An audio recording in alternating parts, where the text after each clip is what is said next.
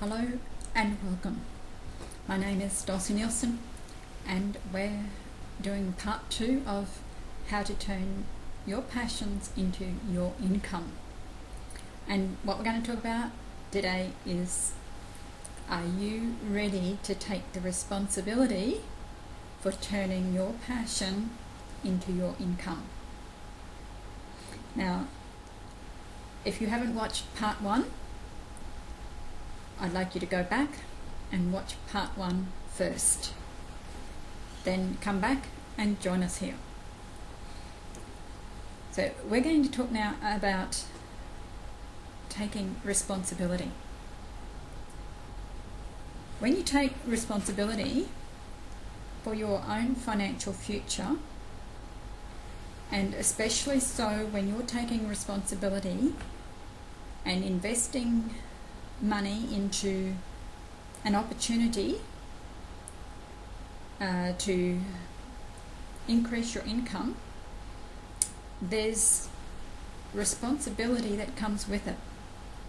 Some people look at different opportunities and they think that they're going to get all this work done by their team, by somebody else above them that's going to be so wonderful that they're going to have half the work done for them.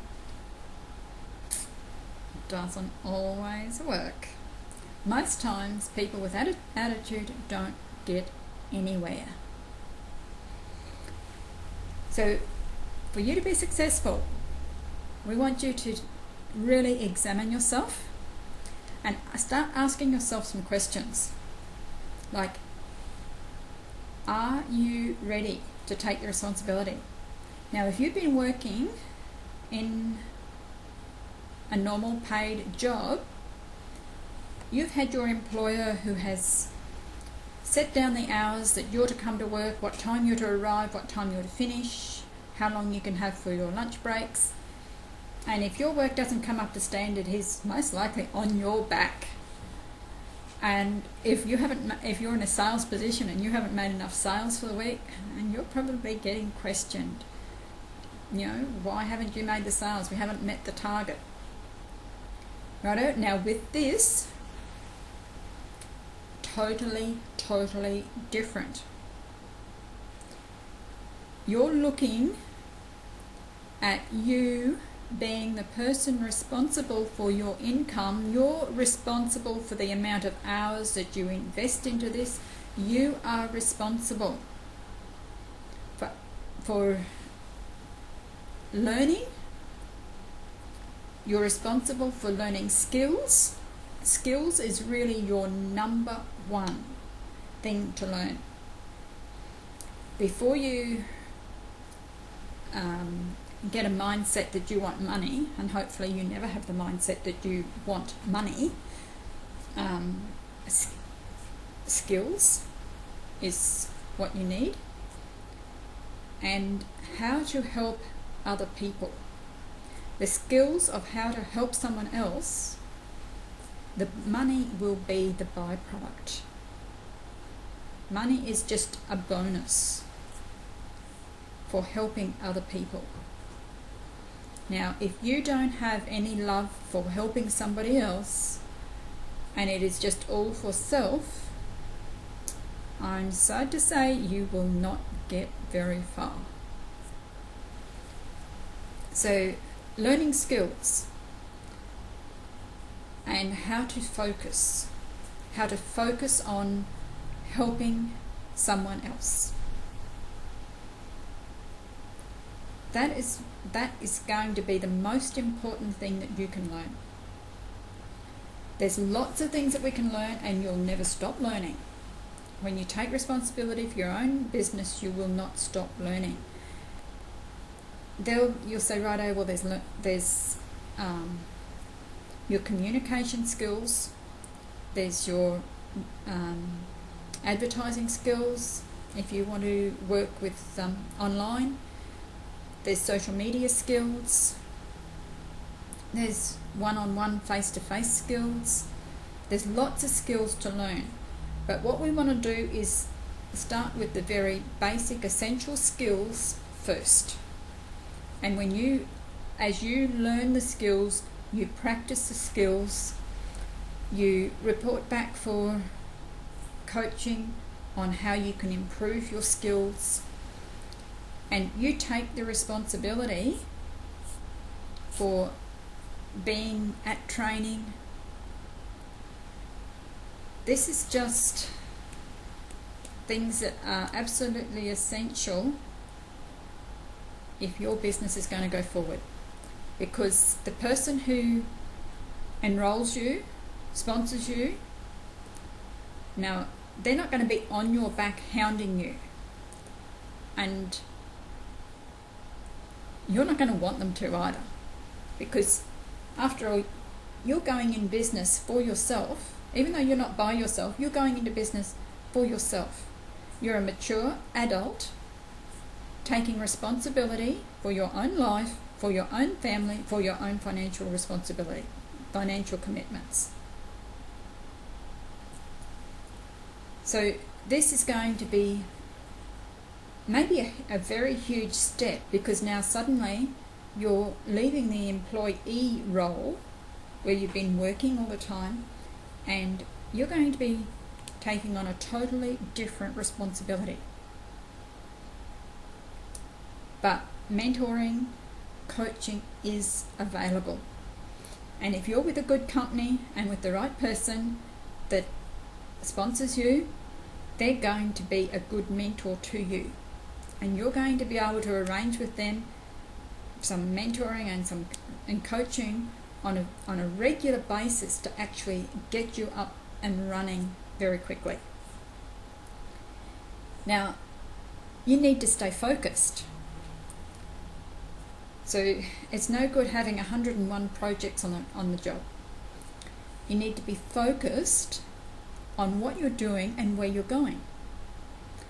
But in saying that as well, there are some things that you must, and I say must, keep in their right place. Now, if you've got a focus board up on your wall, or a vision board, whatever you like to call it, and you might have it drawn into 4 squares. Now, there are some things that you cannot separate. You're going to have a section there which is for your business. You're going to have a section there which is for your family. You're going to have a section that is going to be for your health and well-being and recreation. Now, you can't, if you try and have all business and you neglect your family is going to be very unhappy, plus you're not going to be very happy. There is nothing that can substitute the love and care that a family requires. There is nothing that can substitute your health and well-being. And if you don't have your health, you're not going to be very helpful to your family. You're not going to be able to cope with running a business successfully. So your physical exercise, it's essential to stay healthy. You fit a lot more into the day when you can keep physically well and mentally well. Now, relaxation. You've got to have some time to be able to relax. You can't just be working 24/7. I did some personal coaching with a local coach here. Now, he runs quite a few different coaching sessions, and I was in one of his groups where there was about a dozen of us. And one of the things as we sat around the table there, he was telling us was, it was evident he never worked a Sunday. Now, he was a top real estate salesman before he went into coaching, and I mean top as in winning top awards, having sold the most homes in 12 months.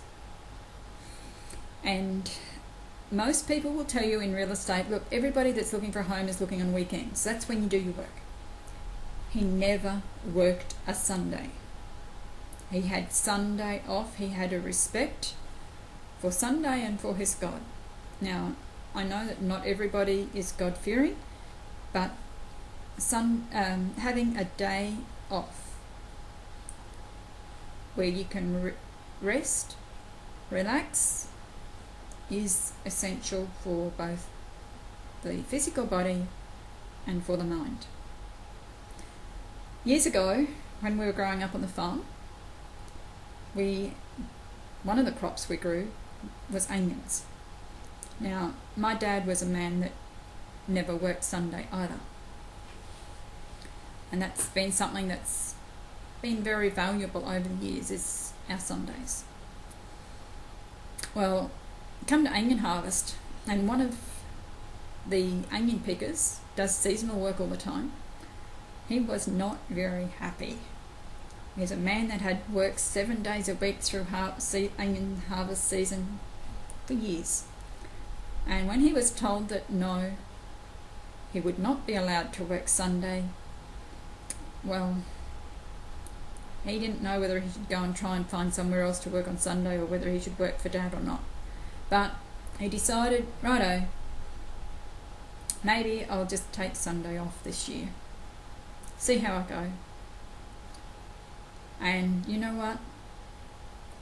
That year, he cut equally as many bags of onions in working 6 days a week as what he had previously done, working 7 days a week. Actually, if I remember correctly, I think he even cut more.